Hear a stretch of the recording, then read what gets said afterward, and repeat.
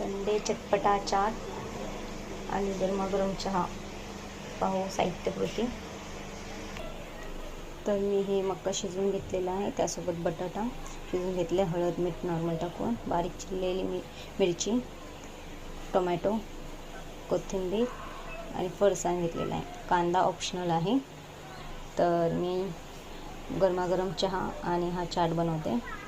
तर या कॉर्नमध्ये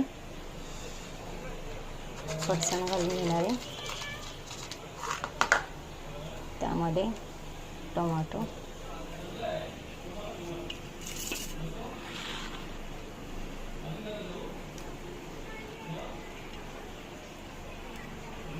आणि बटाटा, कोथिंबीर, गार्निशिंगसाठी आणि मिरच्या आणि हलकं असं मीठ आणि लाल तिखट घालून घेणार आहे. एकजीव करून मस्त गरमागरम चहासोबत हलका नाश्ता करणार आहे. तुम्ही पण नक्की करून बघा. धन्यवाद. आता हे मी एकजीव करते, लाल मसाला, मिरची आणि